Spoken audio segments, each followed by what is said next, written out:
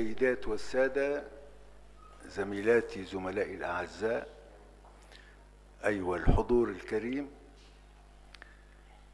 يشرفني اليوم أن أرحب بكم باسم المجمع التونسي للعلوم والآداب بيت الحكمة في هذه المحاضرة التي سيلقيها الأستاذ هشام جعيد. لا أظنني في حاجة إلى التعريف بهشام جعيد، ولكن أكتفي بالقول بأن كتاباته وبحوثه وإسهاماته في الحياة الثقافية كانت دائما علامات مميزة في تاريخ الثقافة التونسية المعاصرة، بل في الثقافة العربية وحتى الإنسانية. ولذلك فأنا سعيد بأن أقدم لكم الأستاذ هشام جعيد، وأريد أن أنوه باختياره لهذا الموضوع، لا لأن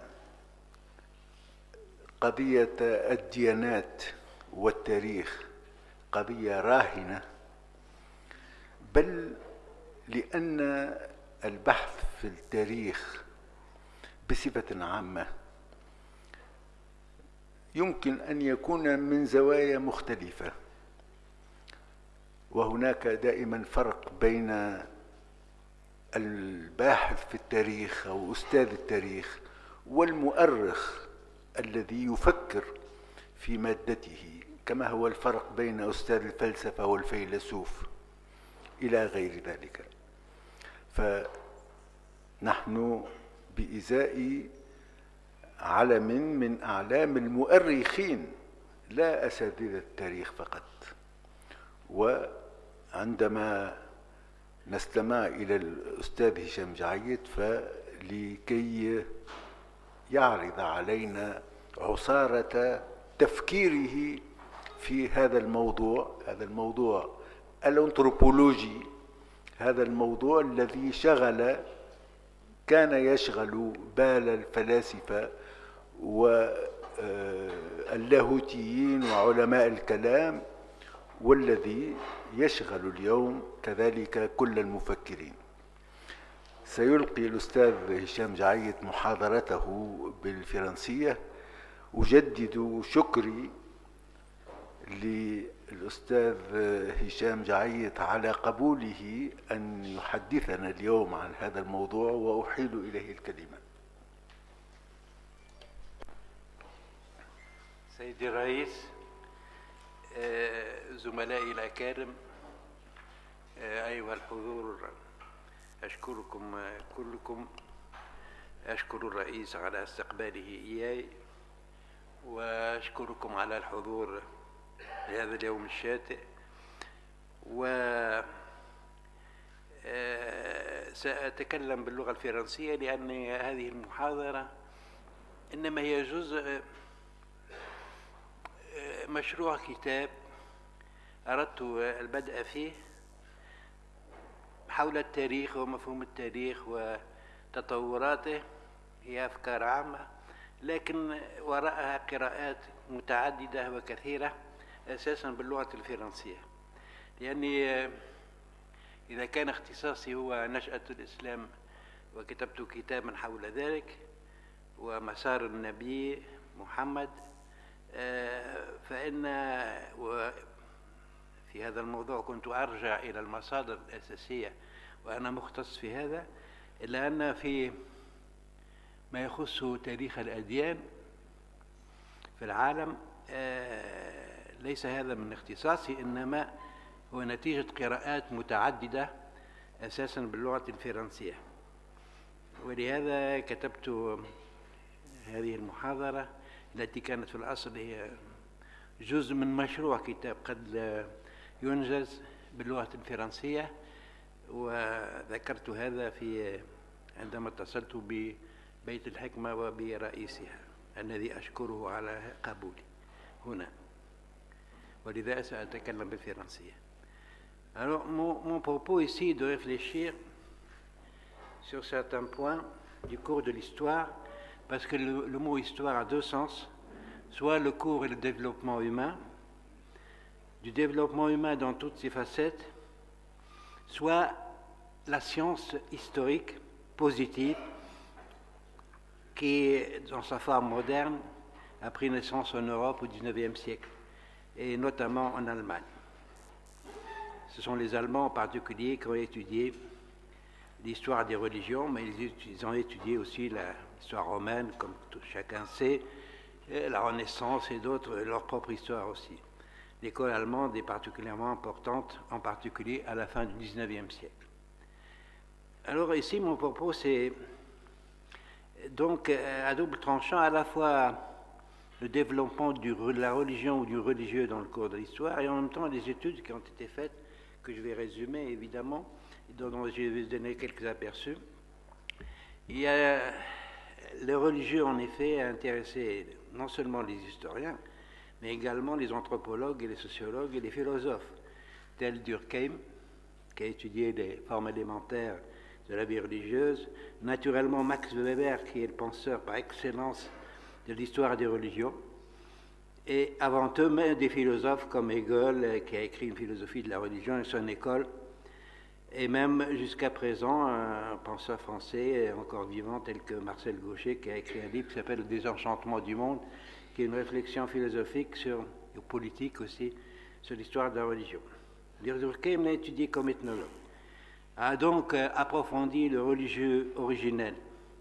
Max Weber, en tant que penseur de l'histoire et en tant que sociologue, avec une connaissance approfondie de religions mondiales, celle de la Chine, de l'Inde et du Moyen-Orient, les trois centres où se sont développées les grandes religions qu'il appelle mondiales, telles au Moyen-Orient et Proche-Orient le christianisme et l'islam, telles en Inde le védisme plus évolué en hindouisme, tel en Chine le confucianisme, le taoïsme, de grandes religions mondiales, dont certaines, telles que l'islam, le christianisme et l'hindouisme ont encore, et même le bouddhisme, ont encore une influence sur une grande partie de l'humanité. Ce qui en reste, c'est l'étude des religions en elles-mêmes et les relations avec les structures de la société où elles sont apparues.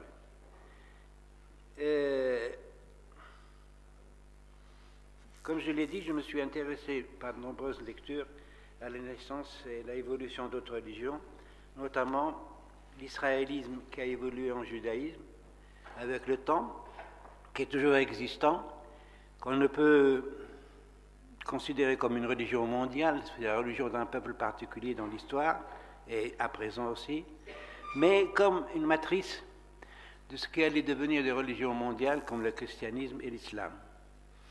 En effet, le christianisme et l'islam se sont développés en suivant la ligne du monothéisme, contrairement à d'autres religions d'abord du passé, d'avant le monothéisme, les religions en particulier de l'Égypte et de la Mésopotamie, qui avaient un panthéon parfaitement structuré, mais aussi avec d'autres types de religions. Et actuellement, donc, les deux religions qui semblent être encore vraiment à l'échelle mondiale sont le christianisme et l'islam, quoique le christianisme ait évolué négativement, en quelque sorte, ait été éloigné des groupements humains qui l'ont longtemps pratiqué, tels que les Européens, en particulier les Européens de l'Ouest, mais il s'est exporté vers l'Afrique, vers l'Amérique latine en particulier, et vers d'autres régions, et il est resté une grande religion mondiale, au moins au point de vue sociologique.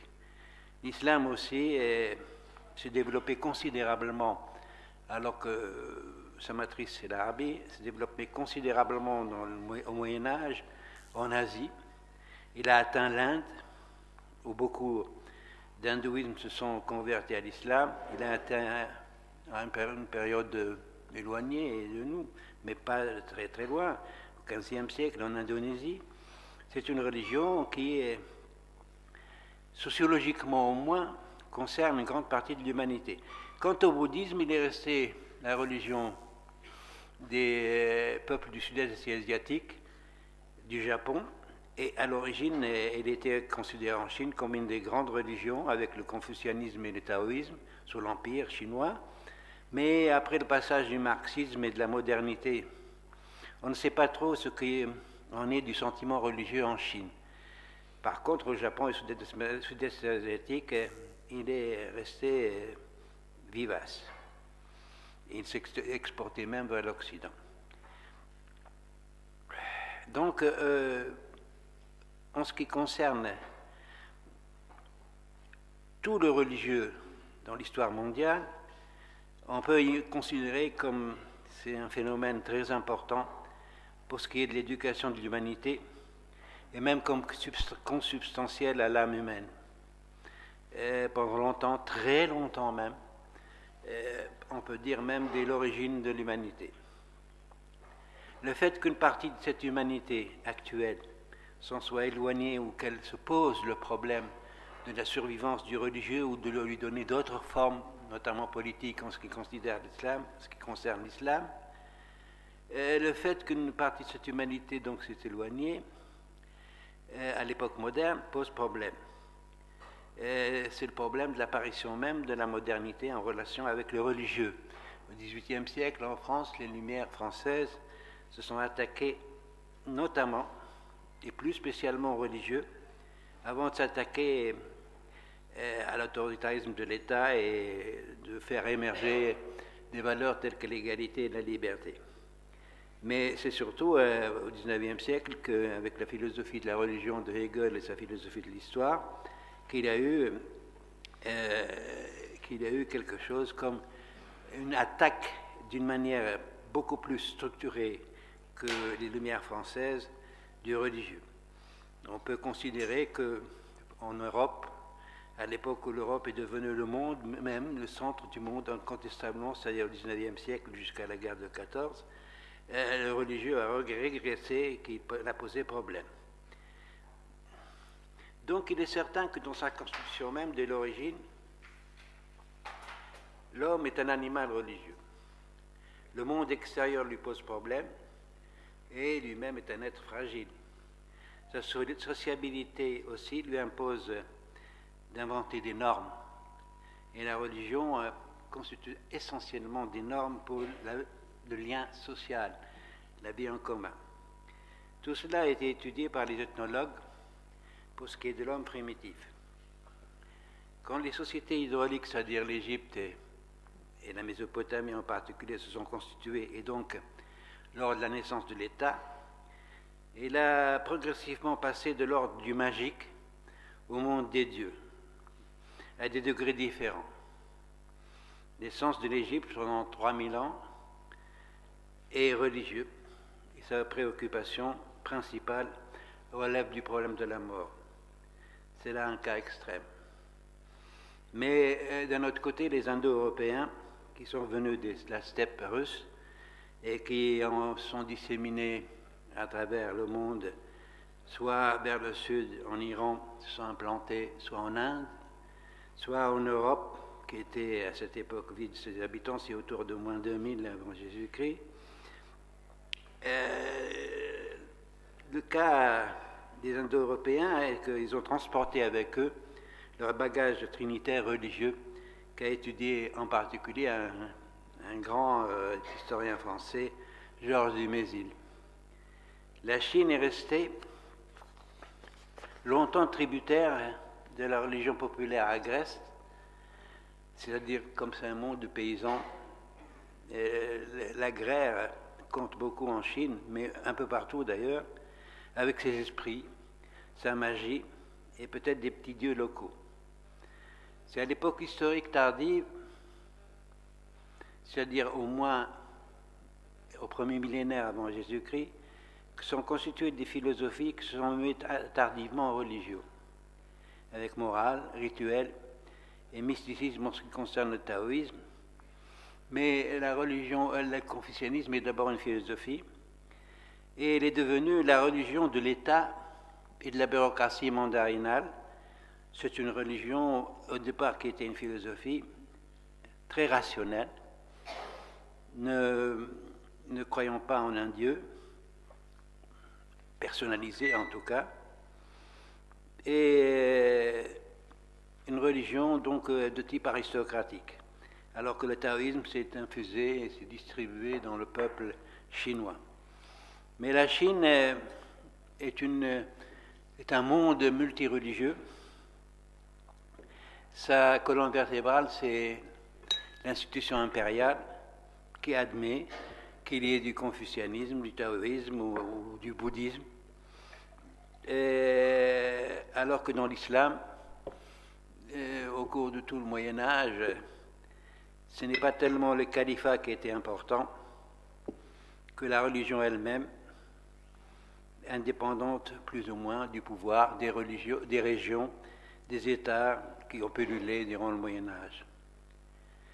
Tout cela a amené un philosophe allemand qui s'appelle Karl Jaspers, au XXe siècle, à poser l'existence de ce qu'il appelle un âge axial, au premier millénaire avant Jésus-Christ, où seraient apparues des formes essentielles de pensée et de religion, dans des régions éloignées du globe, presque concomitamment, c'est-à-dire en même temps. La philosophie grecque, le confucianisme et le taoïsme dont j'ai parlé, le bouddhisme, tout cela au premier millénaire avant Jésus-Christ, les prophètes d'Israël au premier siècle avant Jésus-Christ, mais dans cet âge axial n'ont pas encore paru les deux religions qui sont aujourd'hui fondamentales dans le monde, à savoir le christianisme et l'islam. Mais l'une de ces religions, notamment la religion d'Israël, a été le berceau en quelque sorte qui s'est développé dans le christianisme et dans l'islam. Disons alors qu'il y a eu quelque chose qui s'est transformé dans le cours de l'histoire de l'humanité au premier millénaire avant Jésus-Christ, comme une élévation de la pensée humaine et des espérances humaines aussi, parce que la religion est liée à des espérances par rapport à ce qui était auparavant, à savoir les religions polythéistes, mais les religions de prêtres surveillées par l'État, où la symbiose entre État et prêtres et temples en Égypte et en Mésopotamie.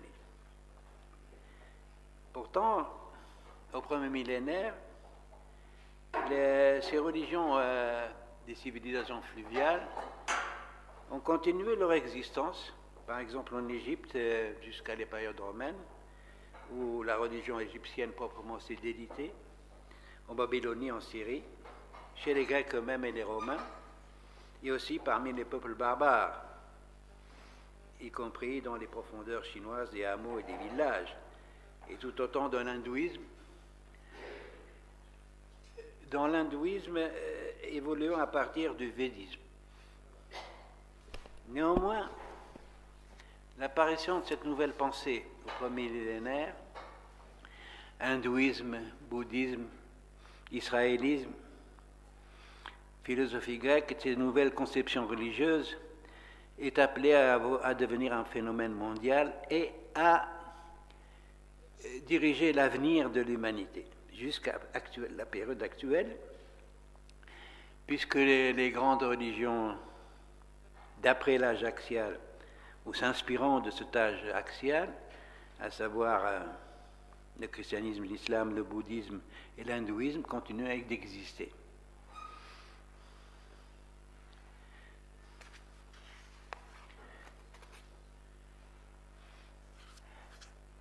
Par exemple, le judaïsme a été le berceau d'où est sorti, en grande partie, mais pas uniquement, le christianisme, l'islam aussi, comme je l'ai dit, en ce sens que l'intuition monothéisme lui est parvenu de la Syrie hellénisée et christianisée, mais aussi de certains écrits judaïques, tels la Bible en particulier, qui est le grand écrit de la religion juive, mais aussi du Talmud.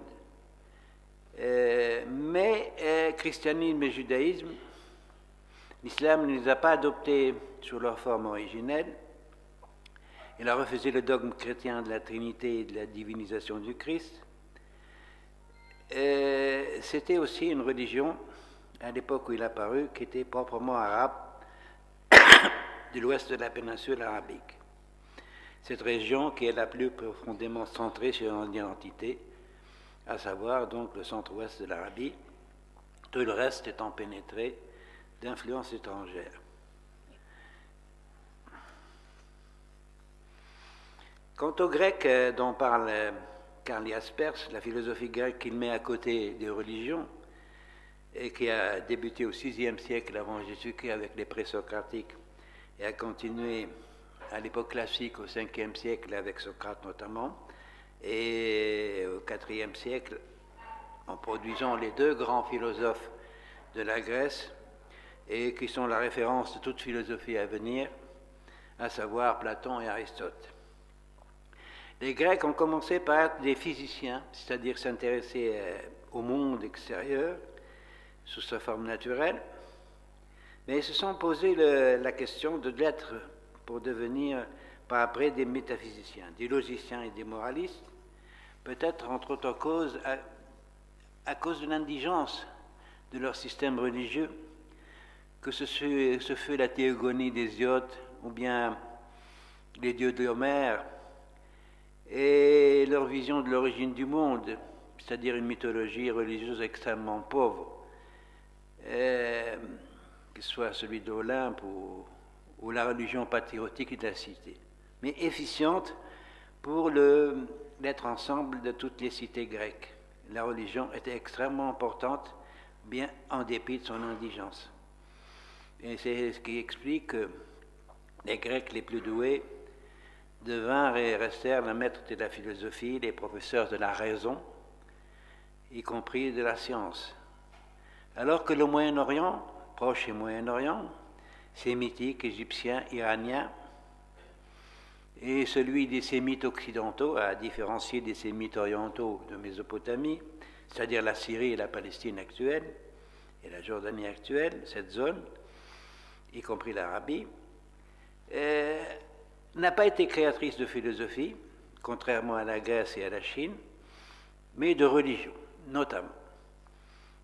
Le zoroastrisme en Iran, au 8e siècle avant Jésus-Christ, l'israélisme ou le yahvisme, ainsi que l'appellent les historiens, des débuts du peuple hébreu jusqu'à la période de l'exil en Babylonie, où il est devenu un peu autre et avec une appellation diversifiée pour les historiens, on l'a appelé judaïsme. Il y a une différence donc entre l'israélisme primitif et le judaïsme tel qu'il est apparu après l'exil de Babylone jusqu'à son développement plus tard en judaïsme rabbinique, car toute religion connaît un fondateur ou des fondateurs, une fondation. Mais elle évolue toujours dans un sens plus complexe, sans renier pour autant ses origines. C'est le cas de toutes les religions. Mais ce Proche et Moyen-Orient stépique, semi-désertique en dehors de la région des fleuves, était essentiellement donc religieux, mais d'une religiosité à l'origine assez primitive en quelque sorte. C'est seulement au premier millénaire avant Jésus-Christ qu'il a pris des formes monothéistes, comme le zoroastrisme, le zoroastre en Iran, qui est monothéiste dans l'élan primitif et qui a évolué plus tard, comme je l'ai dit, le yahvisme de Palestine, ainsi que d'autres évolutions religieuses en Syrie, ou à l'origine en Syrie la notion de Dieu, qui s'appelle El, qui est EL, qui a évolué en Allah chez les Syriaques christianisés, en Allah, Ilah et Allah chez les Arabes, qui est donc une vieille origine et représente la notion du Dieu. Comme en grec, on dit théos, le Dieu en général, en particulier au 2e millénaire. Mais au 1er millénaire avant Jésus-Christ, dans Syrie, c'est-à-dire ce qui correspondait à la Syrie actuelle, mais aussi aux Phéniciens, plus au sud, et encore plus au sud, les Cananéens, il y a eu donc des panthéons structurés à mesure qu'au 1er millénaire, ces peuples s'organisaient, en cité ou en État. De même, en Égypte, l'hermétisme a commencé à pointer vers peu avant le christianisme, et en fait, la religion ancienne a commencé à se dissoudre vers l'époque romaine d'une manière claire et évidente, alors qu'en fait, elle était travaillée dès avant par des forces de décomposition. À cette époque aussi, fondamentale, à l'époque hellénistique et romaine, c'est-à-dire avant Jésus-Christ de quelques siècles, ou après d'1 ou 2 siècles, il y a eu ce qu'on appelle le phénomène de la gnose, qui est maintenant oublié, qui est mi-iranienne, mi-palestinienne, mi-babylonienne. Il y a eu au 2e siècle après Jésus-Christ la religion manichéenne de Mani, babylonienne, mais s'inspirant de la gnose, et qui est devenue une grande religion, qui s'est parfaitement implantée en Asie et un peu partout, même dans le monde romain.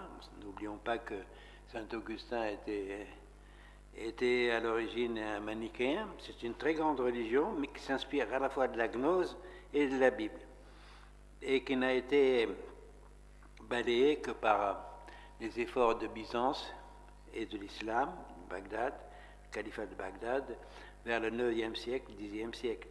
Mais à un moment donné, elle a profondément pénétré une grande partie de l'Asie. Bref, c'était cette période à la fois du 1er millénaire avant Jésus-Christ et à l'approche même du christianisme, le monde était en effervescence. Mais ce qui est frappant, c'est que ces grandes religions qui ont subsisté jusqu'à aujourd'hui, elles ne sont pas nées des centres civilisateurs ou des centres du pouvoir. Par exemple, de Rome, encore moins de l'Égypte, mais précisément de ce Proche-Orient de l'Ouest sémitique, des marges des refusés de l'histoire en quelque sorte. Et parce que refusés de l'histoire, c'est le cas du yahvisme, c'est-à-dire de l'israélisme, c'est le cas aussi de l'islam à un moment donné, et même du christianisme. La pensée et la foi, pourrait-on penser, seraient-elles des compensations à l'échec dans la vie réelle, et la vie réelle qui vise la puissance et le bonheur? Par exemple, les Grecs n'ont jamais réussi à fonder un État unifié. Ils se sont entretués d'atroces manières pour se voir dominer à la fin. Quant à Rome, qui a fondé un empire mondial, elle n'a ni philosophie ni religion. En philosophie, si, elle avait une religion spécifique, mais enfin, pas pertinente en quelque sorte et qui n'aura pas d'avenir. Mais au point de vue philosophie, elle était tributaire de la philosophie grecque. Le zoroastrisme monothéiste et abstrait de l'Iran du 8e siècle avant Jésus-Christ fut rejeté par la dynastie de Cyrus, c'est-à-dire les Achéménides, qui rétablirent les vieilles divinités. Il y a eu régression vers le polythéisme et fondèrent l'église des mages. Le zoroastrisme s'est ainsi mué en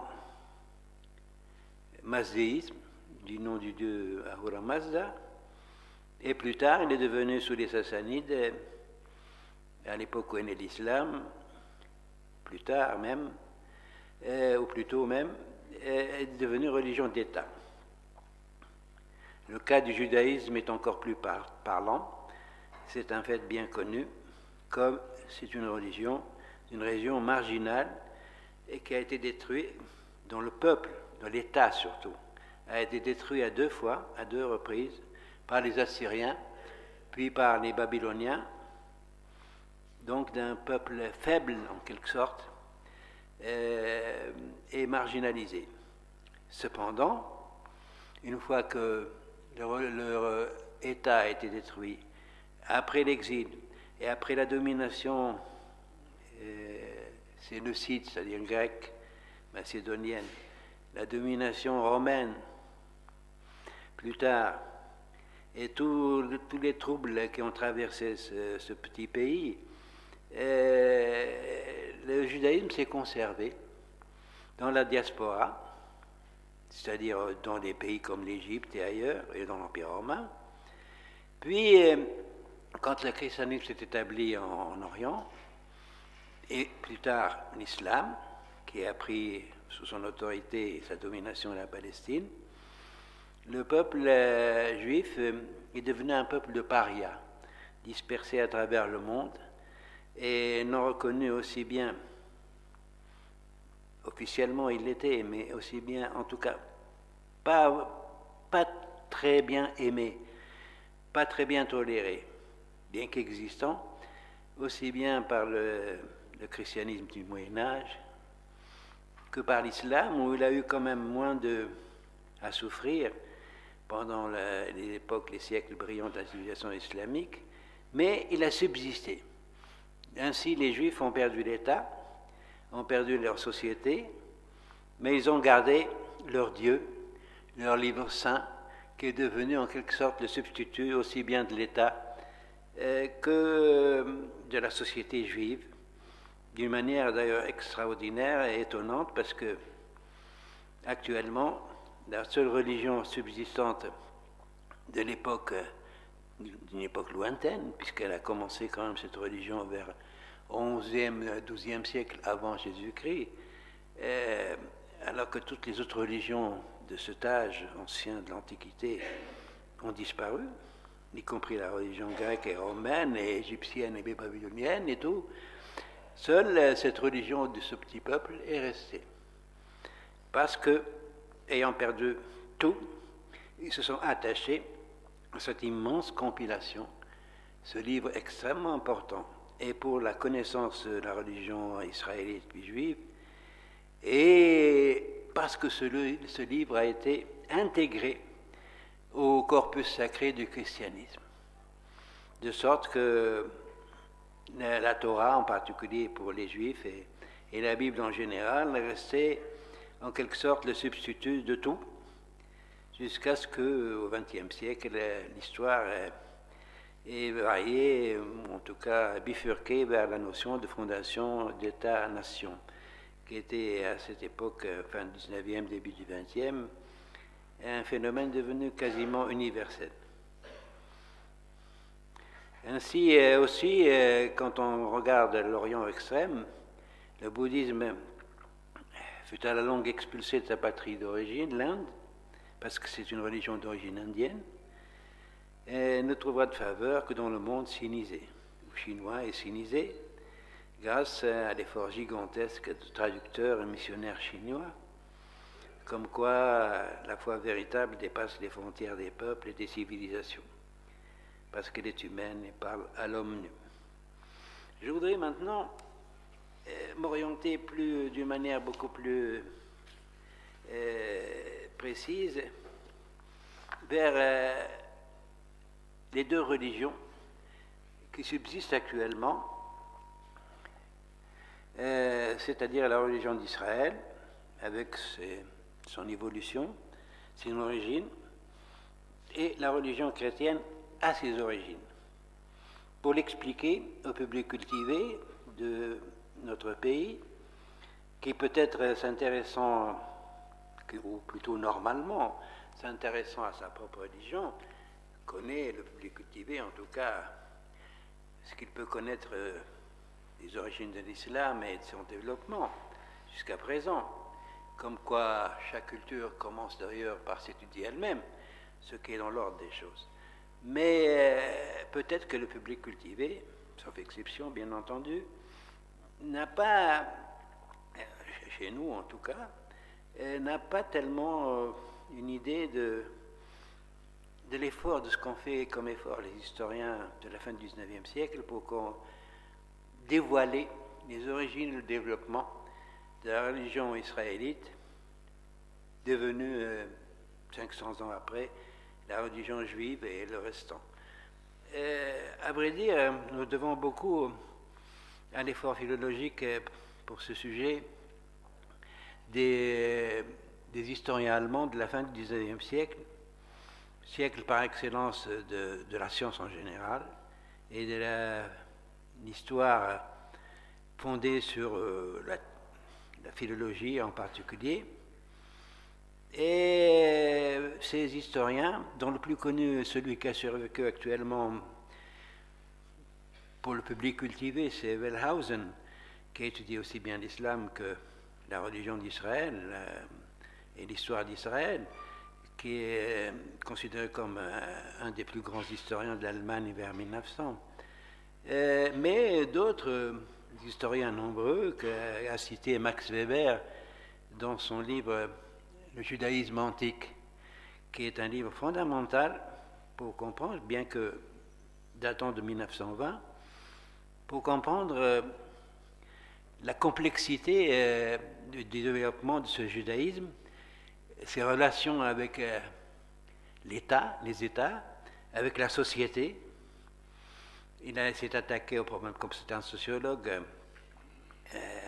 des composants de la société et comment la religion évolue en fonction de la société et la société en fonction de la religion. C'est un livre fondamental, mais en ce qui me concerne, j'ai eu surtout recours à ce qui a été écrit en français à ce sujet, dans la première moitié du XIXe siècle, par un homme comme Lotz, par exemple, et lors de la deuxième moitié, par un spécialiste comme Kako, qui connaît bien le problème du sémitisme occidental en général et d'Israël en particulier, et aussi d'un historien qui a écrit à la fin du XXe siècle, qui s'appelle Bottero, qui est un spécialiste de la Mésopotamie, mais qui a écrit un livre important qui s'appelle La naissance de Dieu, où il développe ce qui est considéré comme acquis à la fin du XIXe siècle par l'histoire de la religion israélite puis juive. Mais quand on lit tous ces livres importants en leur temps, parce qu'actuellement il ne semble pas y avoir de découvertes importantes,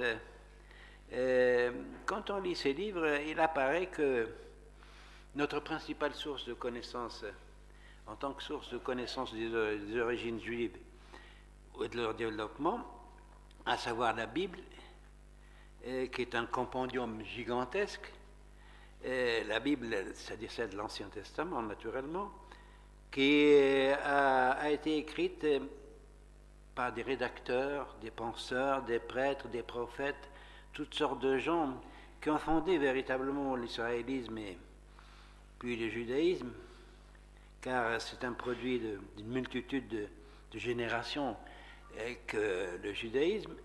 Il apparaît que cette Bible est une espèce de patchwork où il y a des livres divers composés à diverses époques qui ont été cousus ensemble de telle manière qu'on est arrivé, par un bel effort, à pouvoir les décomposer en plusieurs ouvrages cousus ensemble d'une manière telle qu'on ne sait pas si tel passage, ou on le sait plutôt avec l'effort philologique, tel passage provient de telle origine ou de telle autre. Mais on est arrivé quand même en gros, à connaître les éléments qui composent la Bible, et ils sont nombreux, Ce qu'on a appelé les savants de la fin du XIXe siècle, le yahviste, parce que il dénomme le Dieu toujours par le mot Yahvé, qui est devenu Jéhovah après, par l'éloïste, qui semble être du nord, de la région nord de la Palestine, par un autre livre qui est entré dans la Bible, c'est le livre de l'Alliance, qui est extrêmement important. Au 7e siècle tardif, peu avant l'effondrement du royaume de Judée en 587, en 621, il y a eu la composition d'un livre qui disent être attribué à Moïse, qui s'appelle le Deutéronome, et qui pénètre partout, y compris à l'origine du monde, pour ce qui est des lois de Moïse, des lois nouvelles, c'est-à-dire le rituel et aussi bien que les commandements moraux.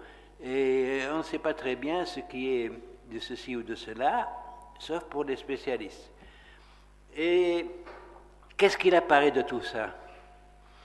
Il apparaît qu'à l'origine, la religion israélite, qui est apparue autour du XIe siècle, pas avant, contrairement à ce qui a été dit, est une religion d'une confédération de clans, de tribus, qui avait pour résidence le nord actuel de l'Arabie, ce qu'ils ont appelé plus tard la région de Médiane, ou la région orientale du Jourdain, c'est-à-dire le sud de la Jordanie actuelle. Et des tribus nomades, semi-nomades, qui ont, dès le deuxième millénaire, la fin du deuxième millénaire, pénétré dans la terre de Palestine, plus ou moins. Mais c'est cette zone de Médiane nord de l'Arabie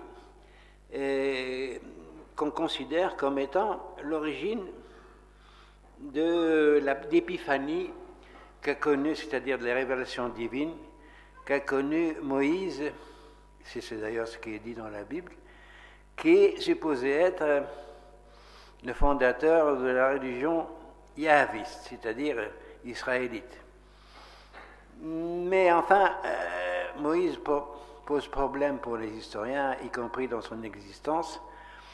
Et quant à l'idée qui s'est répandue, qui a été répandue qu'il était d'origine égyptienne, elle ne veut pas tenir le cap parce que tout simplement les Égyptiens étaient présents en Palestine jusqu'au XIIe siècle.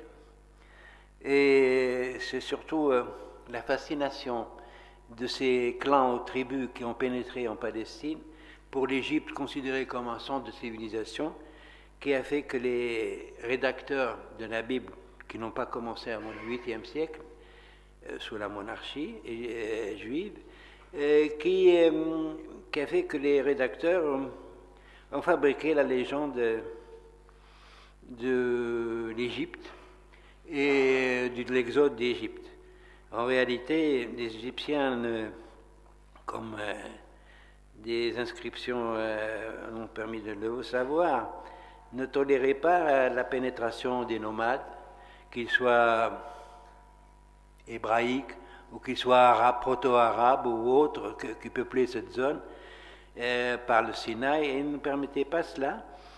Et nous avons des tas de documents se plaignant non pas de l'invasion, mais de la pénétration de ces nomades que l'État égyptien refoulait systématiquement. Mais il en restait quelques-uns. Il ne restait certainement pas un peuple entier qu'un rédempteur, un sauveur, tel que Moïse a fait sortir d'Égypte. L'histoire de la légende de l'Égypte est due au fait que quand la confédération des clans et des tribus s'est constituée, pour se constituer comme tel, ils avaient besoin de quelqu'un. Ce quelqu'un, ce n'est pas tellement un Moïse, mais c'est d'un Dieu. Et leur Dieu spécifique, ils l'ont dénommé Yahweh, ou même Israël, parce que Israël, que veut dire le mot Israël? Israël, ça veut dire elle, Dieu, le Dieu combatif. D'ailleurs, Isra, c'est à rapprocher du verbe arabe, de la racine arabe Sara'a. Il y avait une légende d'une espèce de combat entre le Dieu et Jacob, qui est encore une légende, mais importante pour sa signification. Dans la création, en tout cas, certainement qu'il y a eu des gens, des fondateurs, qui s'appellent Moïse, prénom à connotation égyptienne, mais qui n'est pas dû au fait qu'il était égyptien. Elle est due au fait de l'attractivité de l'Égypte à cette époque pour ce peuple, pour la zone en général palestinienne et autres, et syrienne, au temps du Nouvel Empire. Ces peuples ont donné des noms d'origine égyptienne. D'ailleurs, Max Weber le dit, il y a Moïse, il y en a d'autres qu'il a cités. Ce n'est pas parce qu'il est égyptien, et la théorie de Freud à ce sujet ne tient pas le coup. Alors, donc, il y a eu un Dieu qui est devenu le garant de cette confédération de clans, qui a pénétré petit à petit dans la terre de Palestine, et qui est devenu un élément capital pour ce peuple. En somme, c'est la confédération qui a sécrété son propre Dieu, comme c'est normal, et non seulement elle a sécrété son Dieu particulier, mais aussi c'était le Dieu tout-puissant pour eux et pour la guerre. C'est un Dieu guerrier pour l'essentiel, et ils ont formé avec lui, d'après la Bible, une alliance. Pour la Bible, l'alliance, c'est leur Dieu qui a voulu élire, mais c'est tardif cela, élire un peuple élu parce qu'il a été déçu par l'humanité depuis le déluge et autre chose, de ce que l'humanité ne suit pas. En réalité, c'est la confédération elle-même des clans qui a posé comme allié un Dieu à elle, et pour la guerre. La guerre, quelle guerre? La guerre qu'on appelle d'occupation de la Palestine. Ce sont des combats divers contre les Cananéens qui étaient en pleine décadence, des espèces de roitelets, contre d'autres peuples qu'on supposait d'origine européenne, les Philistins. Et sans doute, au XIe siècle, y a-t-il eu, lors de l'installation de ces clans avec leurs dieux guerriers, y a-t-il eu des combats? Nous en avons la preuve dans le texte le plus ancien de la Bible, qui est le cantique de Déborah. Déborah, une prophétesse, qui nous raconte que des petits combats ont eu lieu et qui essaie d'exhorter les chefs, ainsi que les extatiques appelés Nabiyin, qui étaient des bandes de vagabonds extatiques et se réclamant du Dieu. Nous avons aussi des éléments qui prouvent cette alliance, à savoir cette histoire d'arche dans laquelle les Israélites, dans leur combat pour occuper la terre de Palestine, il ne faut pas encore croire que ces combats étaient une guerre de conquête importante. Non, non, c'est des petits combats, mais qui à la fin ont fait que ce peuple s'est installé et qu'il a éliminé les autres, mais sans les exterminer, puisque beaucoup de Cananéens sont restés sur place jusqu'à une époque tardive et qu'ils ont influé même avec leur dieu Baal sur les Israélites au 7e siècle, par exemple. Donc, je disais, cette histoire de arche, en arabe tabout, en hébreu tabou, est une espèce de coffre dans laquelle on mettait le Dieu, on peut le supposer, plusieurs hypothèses sont, ou le trône du Dieu, ou probablement une pierre représentant le Dieu, un peu comme les Arabes de la Jahiliya ancienne. Promener leur Dieu dans une pierre avec la tente.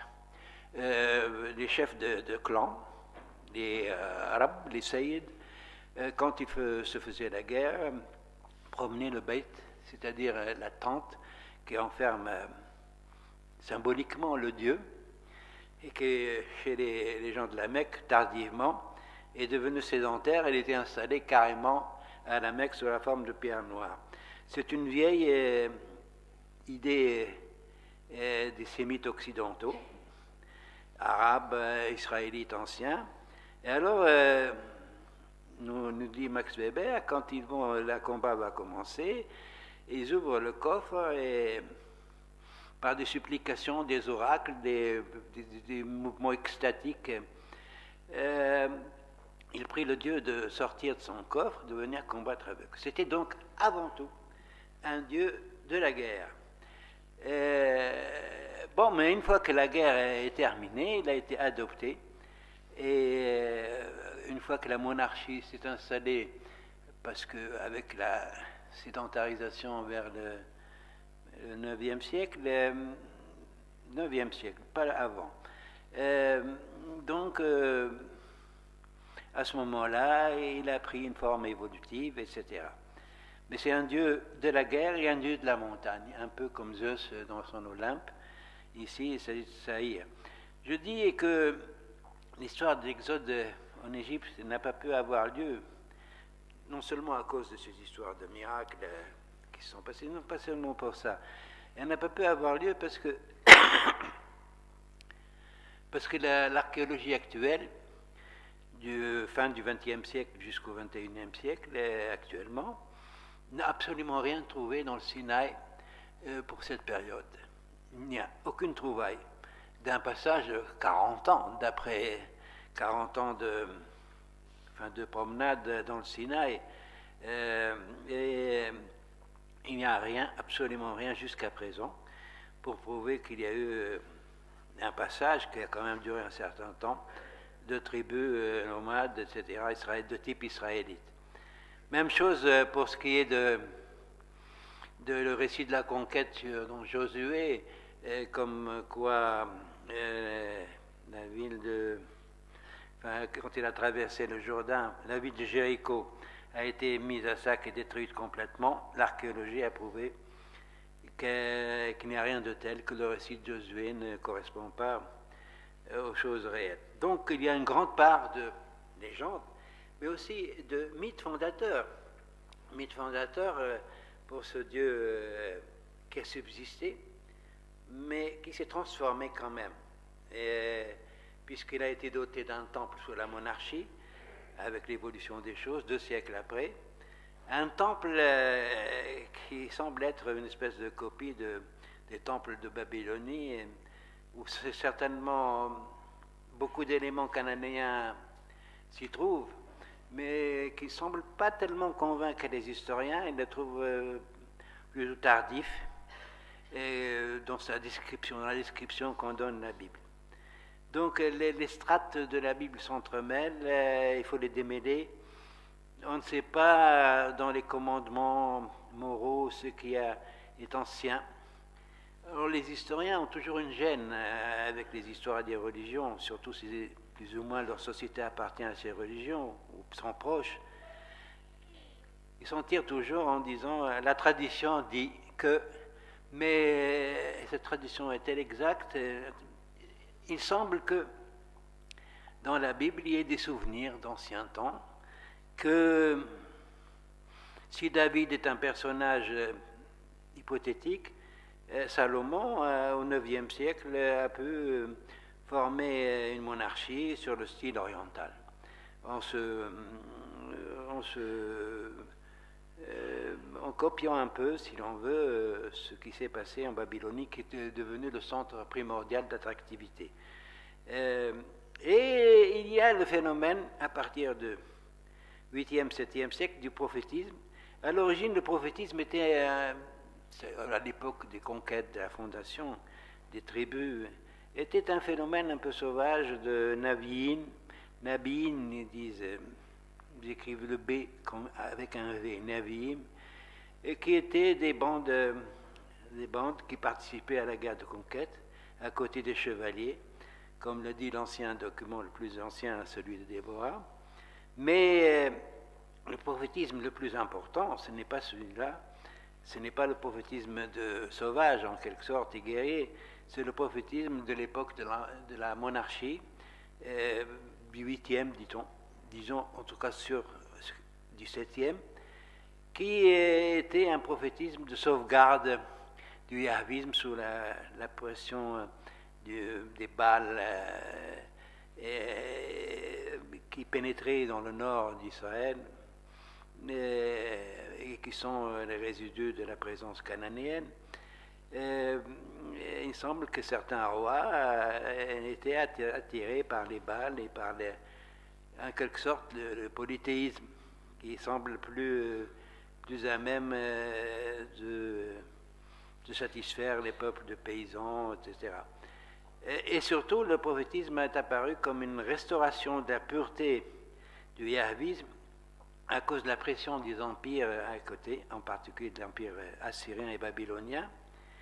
Et le prophétisme, ce qu'on appelle scripturaire, parce qu'ils ont laissé des traces écrites, où leurs élèves, leurs disciples ont parlé d'eux. Il s'agit de Michée, d'Amos, d'Osée, de tas de prophètes, et les grands et les petits, dont on a conservé les écrits, et qui ont essayé de purifier le yahvisme en attaquant par exemple les sacrifices, en élevant la moralité générale du peuple, en exaltant leur Dieu comme étant un peu plus en spiritualisant la religion en quelque sorte. Et ils ont parlé des péchés d'Israël, idée qui allait devenir fondamentale dans le christianisme, la notion des péchés de tout un peuple, parce qu'il s'est éloigné de son Dieu. C'était en quelque sorte des prophètes, pas au sens où nous les entendons, nous les musulmans, c'est-à-dire d'envoyés de Dieu qui apportent une religion. Non, non. C'était des hommes de religion, mais hors du temple, hors des structures officielles des prêtres, et qui étaient, aussi bien dans le nord que dans le sud, là pour purifier la religion, pour la rétablir, parce qu'elle leur semblait en voie de se perdre avec la monarchie, pour critiquer aussi la monarchie, à cause de ce que son côté oriental du monarchie normale qui inflige la corvée aux paysans et qui s'était laissé influencer par le type de la monarchie orientale. Bref, les prophètes constituent un livre entier de la Bible extrêmement important de cette époque 8e, 7e siècle jusqu'à la chute du royaume du sud de Juda sous les coups des Babyloniens en 587. Il y a eu à ce moment-là un phénomène extrêmement important, c'est la destruction du royaume de Juda, après que le royaume du nord d'Israël, dit d'Israël, a été détruit déjà un siècle avant par les Assyriens. Et à ce moment-là, le problème qui se posait, le phénomène plutôt extrêmement important, c'est le phénomène de l'exil, où il y a eu l'exil des élites, et en particulier des élites religieuses à Jérusalem, à Babylone. Et l'influence que cet exil peut avoir, parce qu'il y a eu un fort sentiment de souffrance devant l'effondrement de leur royaume, c'est-à-dire entre conception d'un Dieu qui est Dieu d'Israël, certes, mais qui a tendance à devenir le Dieu universel. C'est le Dieu d'Israël, comment leur Dieu a été vaincu dans cette vie. Et alors, il y a eu des tas de mouvements de compensation, d'effervescence à cette période. C'est à ce moment-là, en quelque sorte, qu'il y a eu une prise de conscience de leur faiblesse, mais en même temps, une volonté inébranlable de sauvegarder l'héritage. Et de fait, cet exil qui a duré moins d'un siècle, et que les Israélites qui ont été libérés par la monarchie perse, est revenu à Jérusalem à rejudaïser le peuple qui s'est éloigné de son... quand il n'est pas encadré par ses prêtres, par ses penseurs, il est revenu à une forme primitive de polythéisme. Et c'est à ce moment-là qu'on peut parler de la naissance du judaïsme, parce que les réformateurs de la religion, une fois revenus en Palestine, ont créé le temple, le fameux temple d'Israël, le nouveau temple, avec une église sacerdotale, normale, avec des sacrifices, et ils ont mis fin à toutes les prophéties de type extatique et qui leur semblaient être un désordre de la religion. Ils ont mis en ordre la religion, et ils sont devenus en quelque sorte un peu fanatiques, et avec le sentiment d'une supériorité, parce qu'ils posaient leur Dieu comme étant aussi le Dieu universel.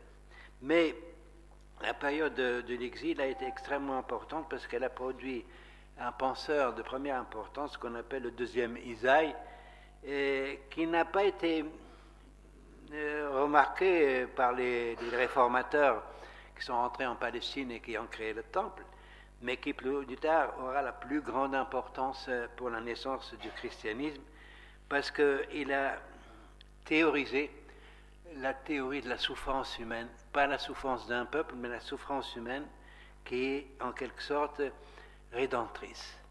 Et c'est devenu l'essence même du christianisme pendant toute sa durée. Il est vrai que la crucifixion a été essentiellement, elle a aidé essentiellement, comme quoi c'est une religion de souffrance, l'ascèse essentiellement, et dont le symbole fondamental est non pas le ciel ou le paradis, mais la croix.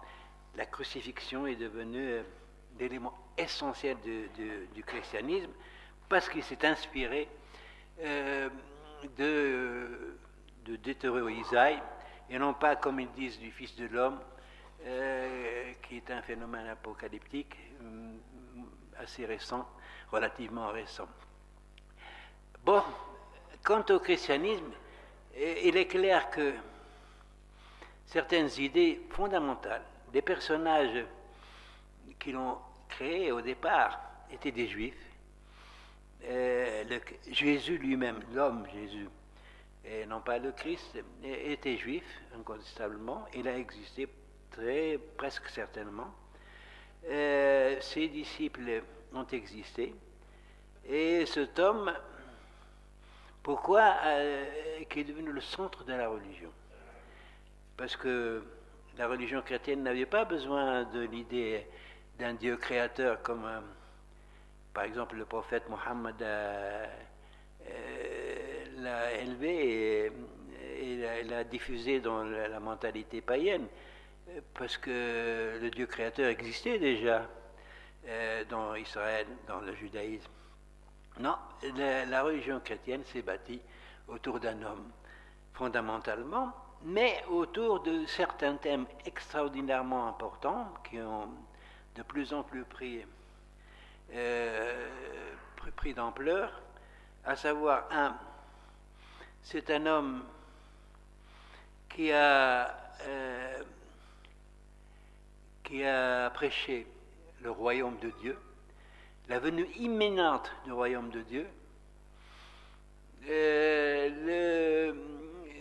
Deuxièmement, il a eu une carrière publique.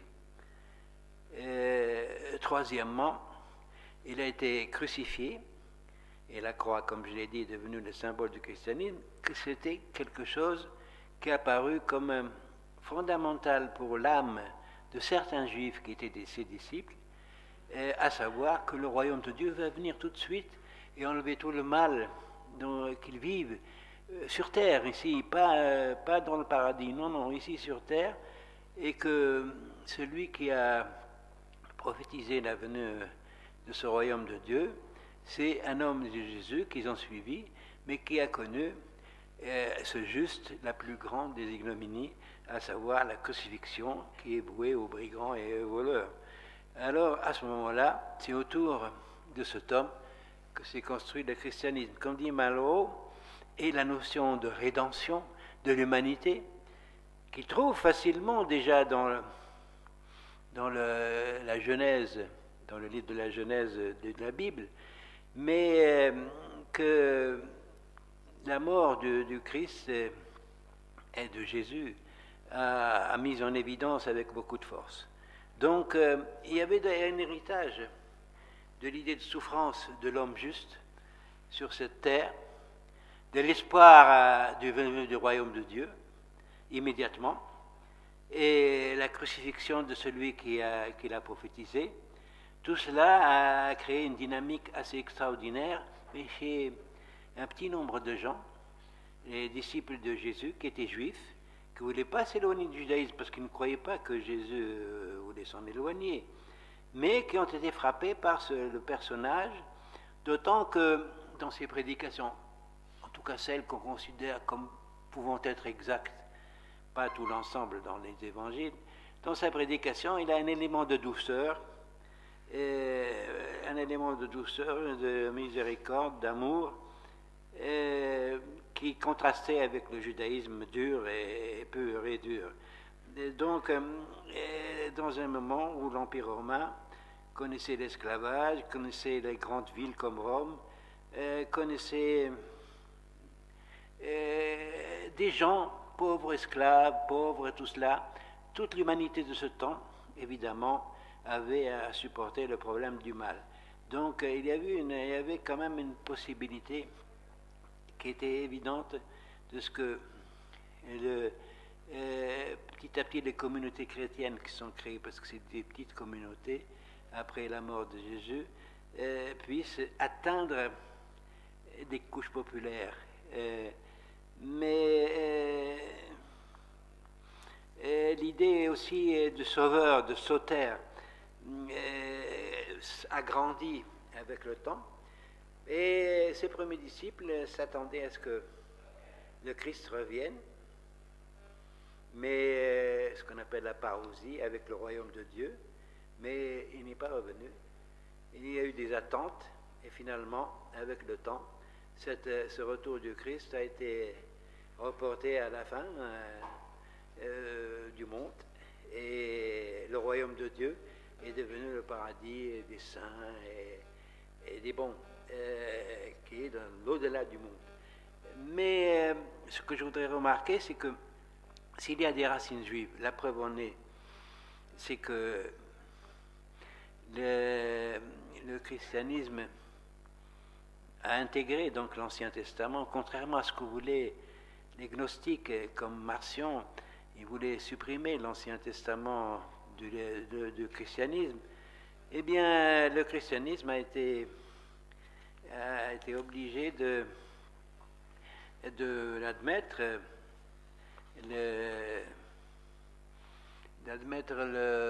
l'Ancien Testament dans son canon, et donc des éléments de judaïsme fondamentaux, mais il a innové particulièrement en se focalisant sur la personne de Jésus, sur le royaume de Dieu, et sur la parousie, le retour du Christ.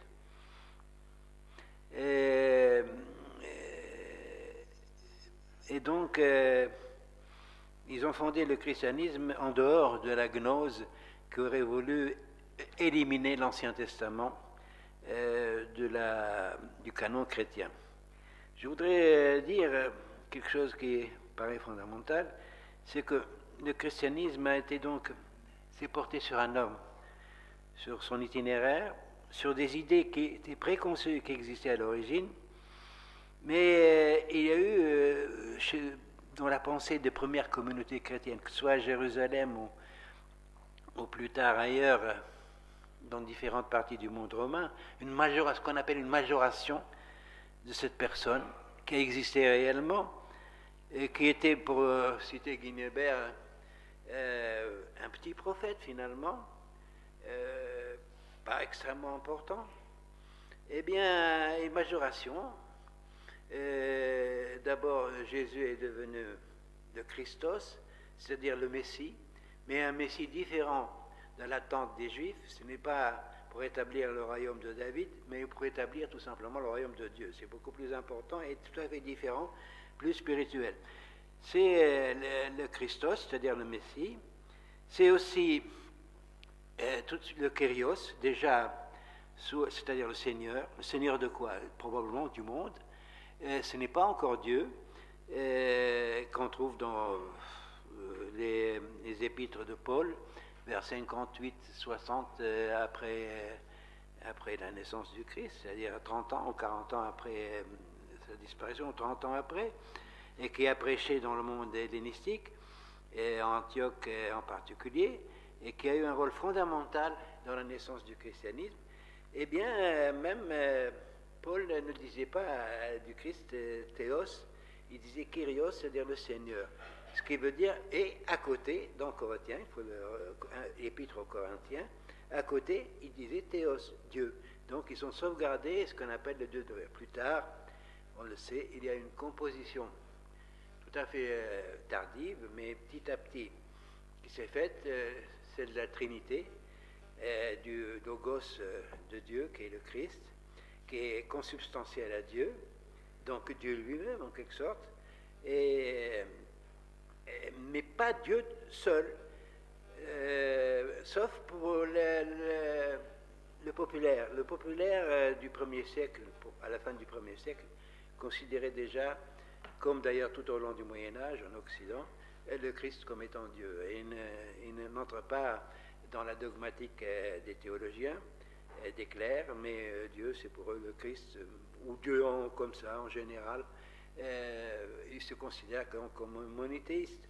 Quoique Max Weber dit bien avec raison que le vrai monothéisme, le monothéisme véritable, et c'est celui du judaïsme et de l'islam.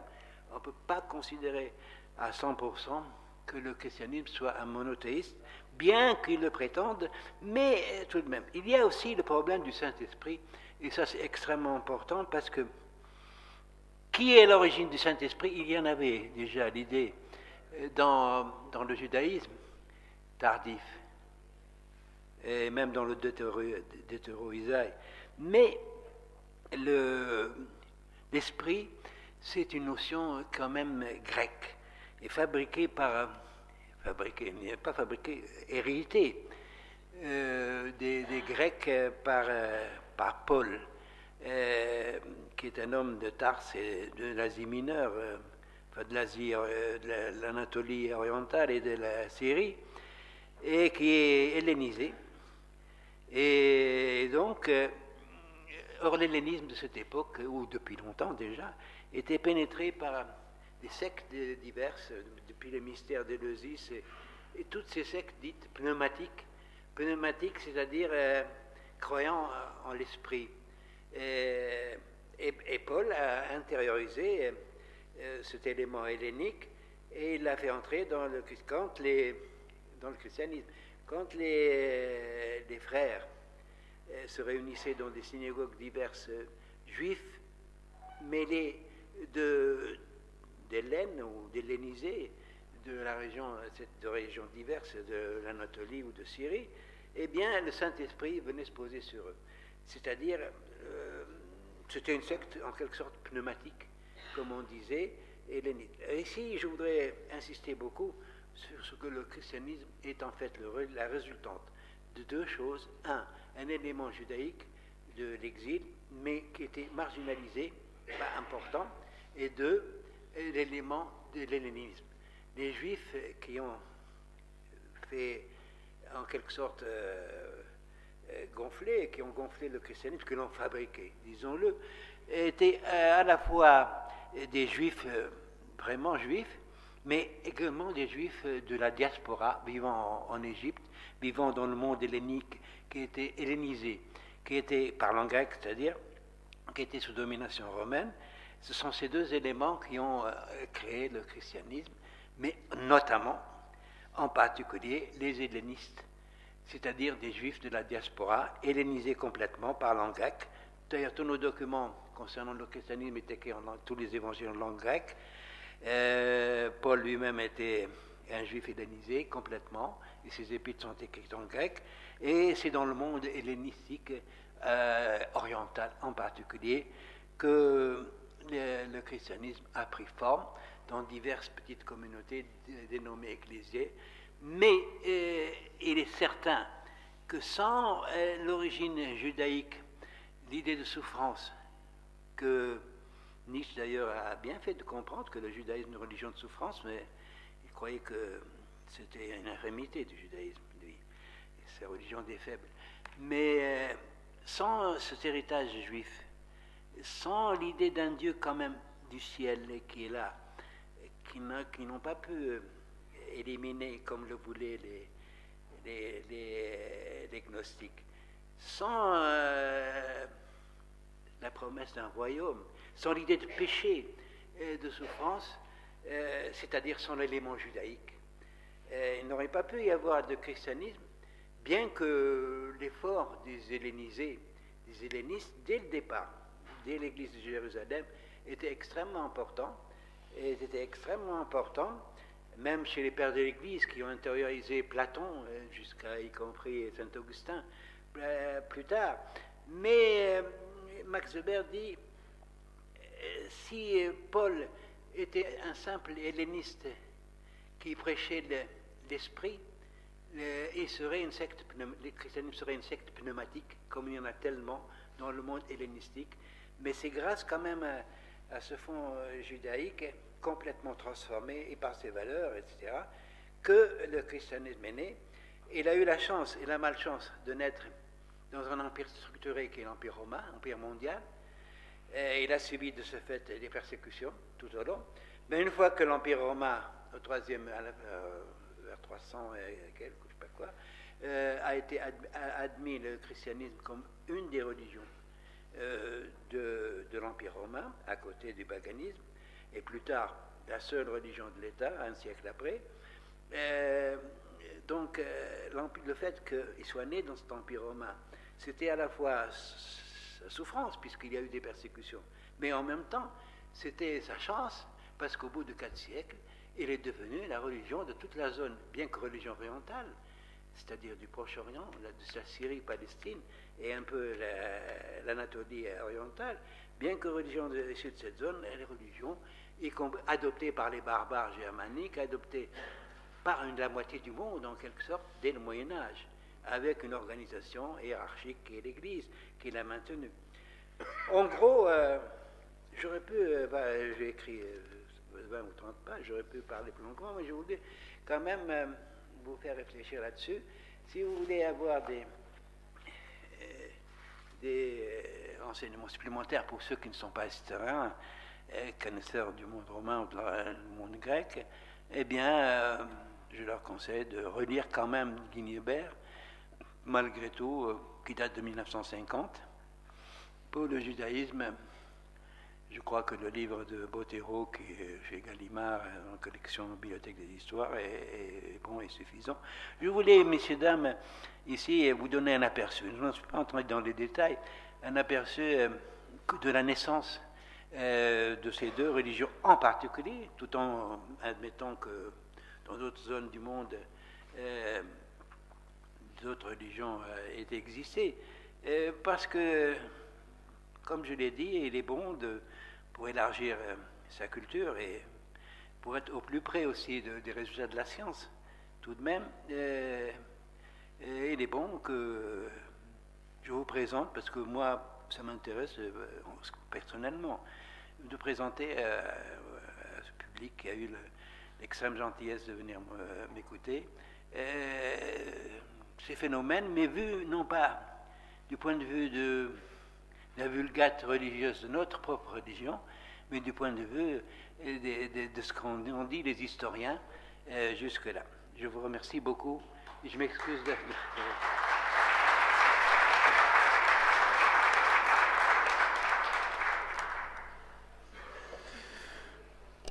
Merci, Hicham, pour ce brillant tableau de la naissance des religions, et en particulier du monothéisme israélite, puis judaïque, et ensuite chrétien. Je pense que votre exposé, votre conférence soulève pas mal de problèmes parce qu'elle va à l'encontre de beaucoup de visions théologiques de la naissance et du développement des religions, et on peut ouvrir le débat s'il y a des questions ou s'il y a des remarques à propos de ce que vous avez dit. Oui. Merci, professeur Jaïd. Votre exposé a été succinct et en même temps très bien précis. C'est un sujet très important et d'actualité même. Et j'ai une toute petite question. Que pensez-vous de cette citation que c'est pas Dieu qui nous a créés, c'est nous qui avons créé Dieu? J'ai dit, c'est pas Dieu qui nous a créés, mais c'est nous qui avons créé Dieu. Question.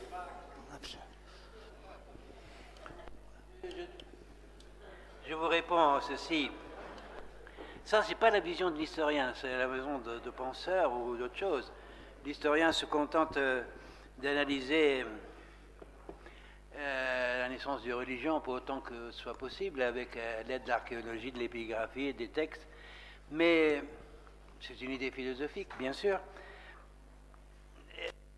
L'histoire, c'est quoi? C'est une science pas exacte, mais c'est un effort humain qui existe depuis toujours d'ailleurs pour comprendre tout simplement des dimensions de la réalité humaine, que ce soit le développement des États, des sociétés, des religions, de l'art, de tout ce que vous voulez. C'est une science humaine extrêmement importante qui concerne l'homme cultivé, mais avant tout les historiens eux-mêmes. Alors dire que nous avons créé Dieu, ça ne fait pas partie du projet des historiens. Je vais vous dire pourquoi. Parce que la science, que ce soit la science physique, la science de la nature, la science biologique, etc., exprime des vérités qui se basent sur la réalité. C'est notamment le cas de la physique, mais aussi de l'histoire. Elle veut décrire des réalités, elle ne veut pas nous donner d'autres types de vérités. La vérité est définie comme étant le reflet de la réalité, de la physique à l'histoire, à la chimie, à tout ce que vous voulez. Alors que pour le philosophe, par exemple, pour le penseur en général, pour le religieux en particulier, qui dit, donne toute son âme à sa foi, il y a des vérités autres qui ne sont pas le reflet de la réalité, mais des vérités supérieures, derrière lesquelles court l'homme et lesquelles voudraient à la fois expliquer le monde dans lequel il est jeté, mais aussi il y a des besoins psychiques extrêmement importants, il y a la nécessité du lien social, il y a des tas d'éléments qui entrent en jeu. De sorte que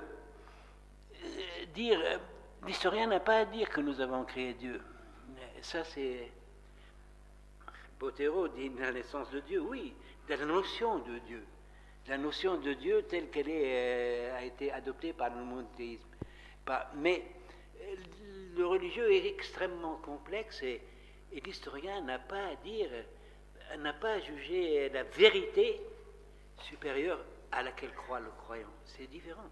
Le croyant, par exemple, musulman, prenons le musulman, nous sommes musulmans, de naissance en tout cas. Quand il lit le Coran, il ne lit pas avec des yeux d'historien, que cela implique les Juifs de Médine, que ceci implique les Quraysh, etc. Non, il les voit avec les yeux de son esprit, de la foi, et que ce soit un verset historique qui est historiquement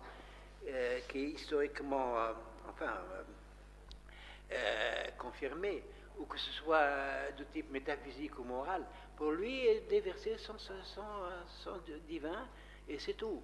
La religion, pour l'historien, est un grand phénomène humain à l'échelle mondiale, quelle que soit la religion. Pour nous, historiens, toutes les religions sont valables, que ce soit le christianisme, le judaïsme, l'islam, le bouddhisme. Nous avons tous à les respecter, et le croyant lui-même, lui, il y croit et il pratique sa propre religion. Point final, c'est tout. C'est vrai. Oui, shukran. Merci. Vous avez bien développé la construction du judaïsme et du christianisme. Or, beaucoup de l'héritage de ces deux religions se retrouve dans l'islam. Est-ce que vous pouvez nous dire rapidement la naissance ou la construction, entre guillemets, de l'islam? Mais je ne peux pas vous le dire comme ça, j'ai écrit 3 volumes là-dessus. Vous n'avez qu'à les lire. Ils sont... Tout de même. Il se trouve ici, dans le Beit Hikmah, quoi.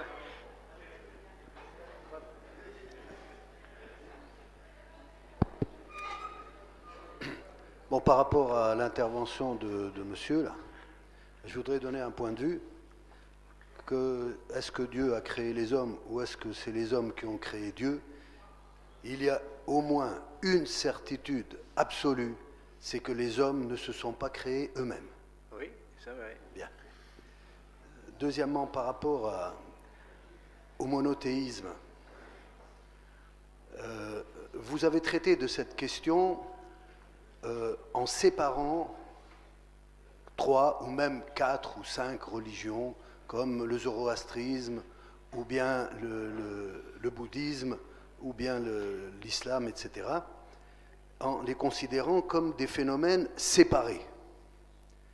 Or, si on prend le christianisme, le judaïsme et le zoroastrisme par exemple, elles ne se sont jamais considérées comme séparées. Le Christ, par exemple, n'a jamais considéré qu'il était séparé de la religion judaïque ou du zoroastrisme. De la même façon, l'islam n'a jamais considéré qu'ils étaient complètement séparés du judaïsme, du christianisme, etc. Puisque, au contraire, dans le Coran, une bonne partie du Coran traite de Moïse, de Jésus, etc., et de l'apparition de toutes ces religions, et même du zoroastrisme. Donc, il y a dans l'histoire de l'humanité quelque chose que l'on doit accepter. C'est que l'histoire de l'humanité est jalonnée par l'histoire de la religion. C'est vrai. Et que depuis aussi loin qu'on remonte dans l'histoire, il y a toujours des cultes religieux. Bien, si on part de cette définition, et vous avez vous-même parlé au début de l'homo religiosus, c'est-à-dire l'homme, la nature même de l'homme, elle est religieuse. Est-ce qu'elle a changé cette nature aujourd'hui? Ça, c'est une question qu'il faudrait peut-être aborder. Je voudrais simplement signaler une chose. C'est qu'il y a une religion qui est née il n'y a pas longtemps, il y a 1 siècle et demi. Elle est née en Iran. Cette religion aujourd'hui est en train de s'étendre dans le monde puisqu'elle est présente dans la plupart des régions du monde. Elle est née il y a 1 siècle et demi. C'est la foi Baha'i. Cette religion se prétend être l'héritière de toutes les religions qui ont précédé. Et elle prétend réaliser l'objectif, le but même de la religion. Et l'expliquer avec un éclairage nouveau, etc., etc. Donc, l'histoire des religions n'est pas finie, contrairement à ce que beaucoup affirment, comme quoi nous sommes dans une période religieuse, comme quoi nous sommes rentrés dans une période de l'histoire où la religion c'est fini. Voilà. Je ne sais pas comment vous envisagez cette question. Je suis d'accord avec vous. Bon, le bahaïsme, c'est vrai, est né au XVIIIe, XIXe siècle et s'est répandu. Mais ce n'est pas une religion, c'est une religion très récente. Des gens l'ont adoptée, c'est vrai, en Amérique et ailleurs dans le monde. Mais elle n'a pas de grandes racines historiques en soi. Elle a emprunté un peu de l'islam, un peu à des idées nouvelles, etc. Disons que c'est une religion qui est en même temps une réforme religieuse en quelque sorte, mais elle ne s'est pas étendue à l'échelle mondiale tout de même. Pour l'instant, elle s'est étendue, mais pas de petit nombre. C'est pas comme la religion musulmane. Bon, pour ce qui est de l'évolution de la religion, c'est certain que l'islam lui-même a connu une évolution. Par exemple, au début, le fondement, c'est le Coran. C'est clair, c'est révélatoire comme type de religion.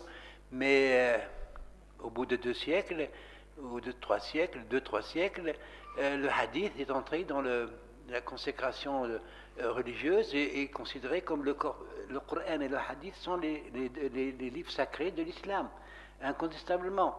Bien que des orientalistes aient critiqué, mais comme historiens, le hadith en disant qu'elle a été fabriquée au IIIe siècle, mais un homme comme Chartres, qui a écrit là-dessus, et même avant lui Goldziher, n'a pas compris que les religions évoluent et que le hadith s'est créé pour répondre à un souci d'intégration d'un monde en extension qui avec divers peuples, etc.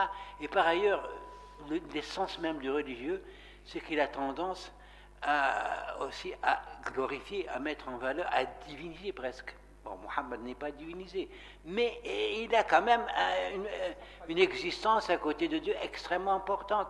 Mais c'est absolument normal qu'il y ait eu, que le hadith soit sécrété, c'est comme ça que je l'appelle, par la conscience islamique en voie d'expansion. Plus tard, l'islam a évolué sans s'éloigner de ses principes, comme toute religion originelle. Par exemple, en développant les confréries soufiques durant tout le Moyen-Âge, sans sortir du cadre tracé par le fondateur.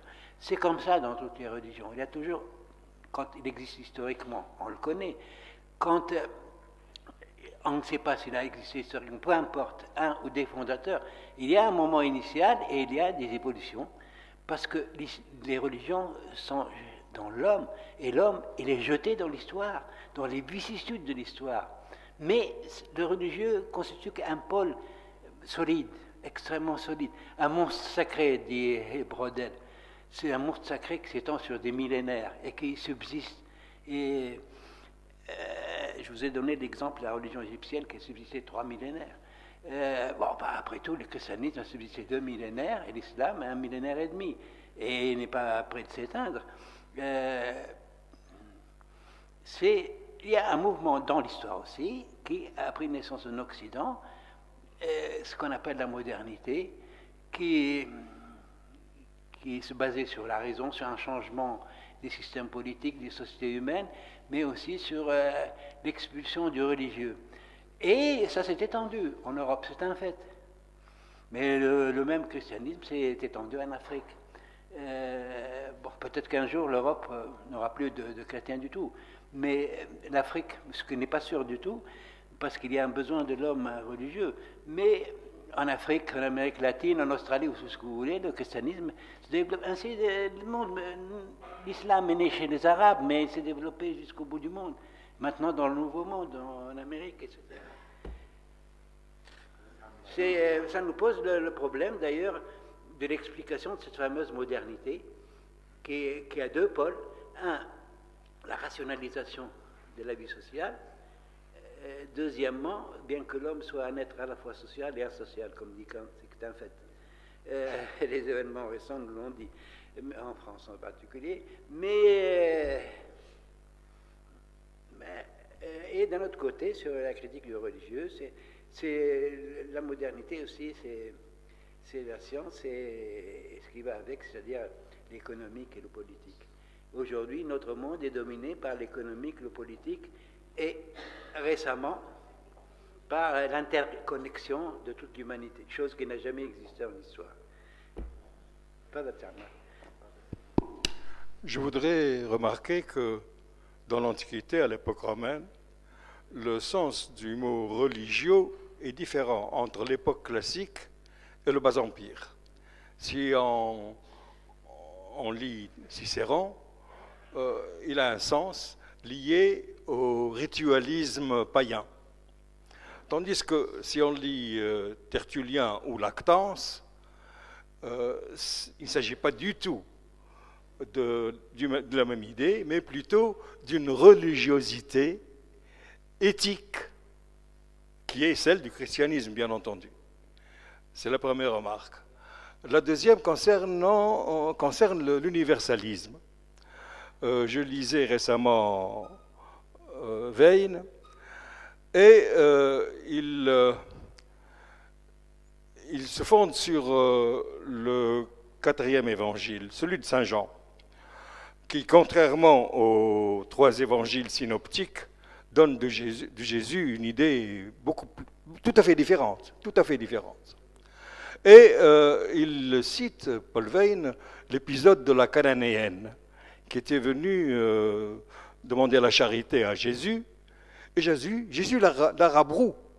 Les disciples lui demandent de la chasser, parce que la religion de Jésus, parce que la vision de Jésus ne dépasse pas Israël. Il est venu pour répandre la bonne parole en Israël, pour Israël. Il n'y a pas du tout, aucunement, dans le christianisme des origines, cette idée d'universalité. Voilà les 2 remarques que je voulais faire.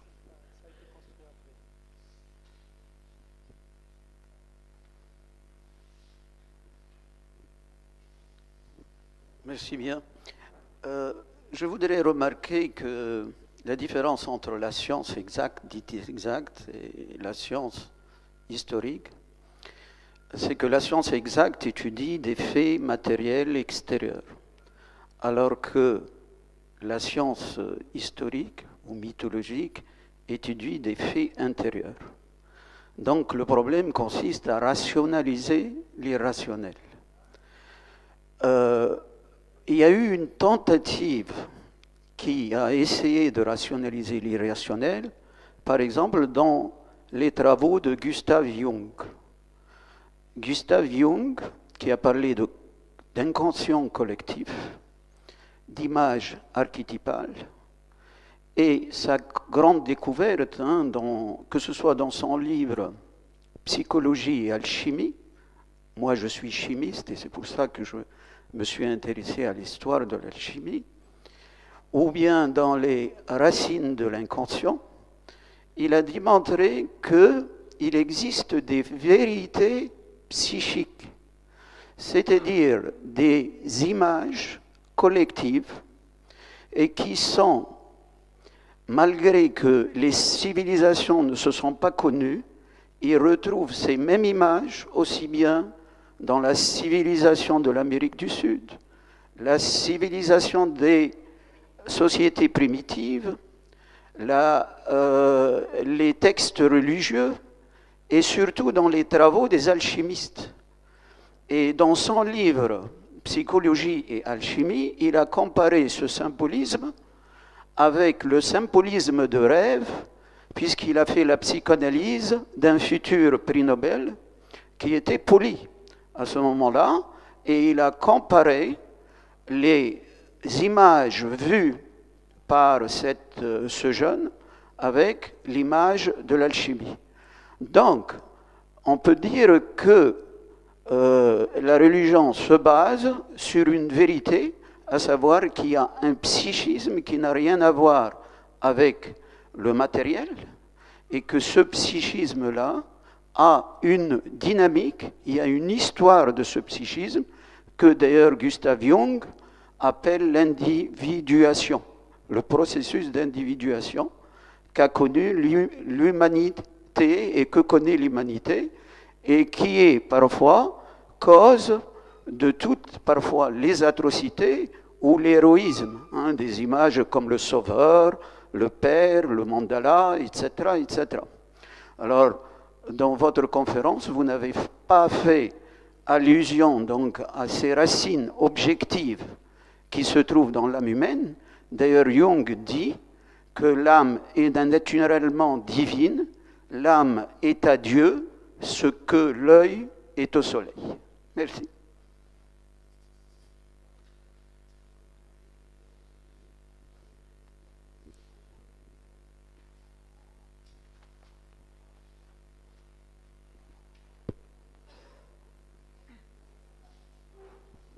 Merci. La question que j'ai a trait à l'histoire du judaïsme, telle que vous en avez parlé. J'aimerais demander, pour qu'il y ait religion, il a fallu qu'il y ait prosélytisme à un certain moment. J'aimerais demander à partir de quel moment est-ce qu'on a pu parler de peuple juif? À partir de quel moment est-ce que ce prosélytisme s'est arrêté, ou est-ce qu'il y a eu effectivement un prosélytisme? Pour les historiens, le peuple juif est judaïque, au sens de juif, est né après la période exilique. Il est différent des périodes précédentes qui est la religion israélite ou yahviste. Il s'est développé surtout avec les rabbins et les synagogues, et il n'y a plus de temple dans le judaïsme, jusqu'à l'époque actuelle. La synagogue abrite des prières et des lectures de textes religieux, un peu comme le temple des protestants, où on lit surtout des textes. Et il est remarquable d'ailleurs que le protestantisme a mis en valeur l'Ancien Testament, et en particulier les psaumes, etc. Merci. Il y a un siècle, Albert Schweitzer écrivait « La seule possibilité de donner un sens à son existence, c'est d'élever sa relation naturelle avec le monde à la hauteur d'une relation spirituelle. » Vous avez bien précisé au début de la conférence que la religion est consubstantielle au statut de l'homme. Par ailleurs, Pascal nous prévenait qu'il y a deux excès. exclure la raison, n'admettre que la raison. Si vous permettez, si Hichem, je vais vous inviter en Tunisie. On va atterrir dans notre pays. Je crois que la salle peut peut-être me joindre dans cette initiative. Depuis l'avènement de la Troïka, la religion est devenue un facteur clivant en Tunisie. Les relations sont tendues au cœur du pouvoir comme au cœur de la société. Est-ce que vous acceptez de donner votre lecture à ce sujet? Je vous remercie. Je ne vois pas de lecture à donner. Tout ce que je constate, que dans l'évolution de l'islam dans le monde musulman en général, depuis le 19e siècle et surtout au 20e siècle, l'islam en tout cas, a tendance à sortir du maraboutisme, à sortir du mysticisme, mais aussi de la foi au sens intérieur et spirituel, comme il y en avait dans les peuples musulmans en 1900 par exemple, au 19e siècle, et à se politiser. Donc, c'est un phénomène que quand l'historien de l'époque contemporaine constate, pas seulement en Tunisie, et qu'il y a l'existence d'un islam politique, lequel islam politique a peu dévié vers la violence, etc., par certains de ses côtés, et qui est devenu un problème politique d'ailleurs pour les États, qu'ils soient des États musulmans ou pas. C'est tout ce que je constate. Merci, c'est Hichem. Je pense que la conférence elle-même et le débat qui s'en est suivi soulèvent pas mal de questions. On n'a pas la prétention de les résoudre ce soir, mais puisque ce sont des questions qui nous incitent à réfléchir, votre conférence, Hichem, était la bienvenue. Et je vous remercie tous pour votre présence et je vous invite à une petite réception à la salle du Trône.